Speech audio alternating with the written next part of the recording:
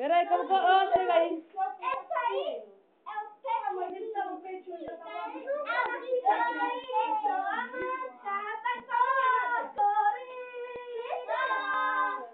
Wellington! Ó o Matheus aí, ó. Você tá morrendo de sono. É, Matheus, eu tô indo embora já, Matheus. Eu vou dormir. Adriana, é dono de quê? É de chocolate. Ô mãe, tu me tem nessa pão. Ô refrigerante. Mãe, domingo vou pra igreja. Mas isso é um pouco. Coisa mais fofa. Adriana, eu ia lá na parte de domingo. É mesmo? Tá fazendo cabapi? É?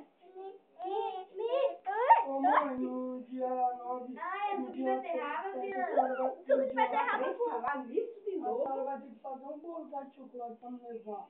Mãe, Ah, tá, eu vou em cento e Põe meia. aí, põe aí, Aline. Cenoura. tá? Delícia. Isso aqui. Então a senhora vai ter que dar dinheiro pra me comprar as coisas lá. Olha delícia. Porque lá um X salada aqui é R$2, lá é 10. Ai, isso é um suco, creio. Daí, mulher. Ai, mãe.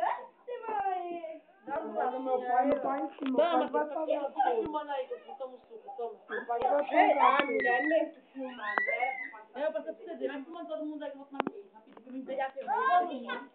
Nem assiste fora, não, presta atenção. Só esse. Vai girando. Não, você gira tudo. Vai passar devagarzinho, que é pra ver direitinho. Para um pouco. Calma. Mãe, que eu tô tomando suco? Ó, suco de beterraba. Ah, você não come beterraba? É panemia. É, mulher. Eu vou fazer energias pra... Ó, mãe, não, onde o Lucas tá. Sai em cima da pia? Não tem como colorir mais, não? Não, ficou muito branco. É. É porque tá de noite. Ah, É bom de dia. mas já pensou é mesmo, creio. Ela põe a mão bem na frente, ela é inteligente. Olha pra cá. Ah, Mãe, mãe. Deus, com essa cara de todo tamanho. Ai, que chique, lindo. Eu fumei, eu passando roupa. Foi? Não, mas tem que ser, olha, filmar bem legalzinho, passar pro CT, né?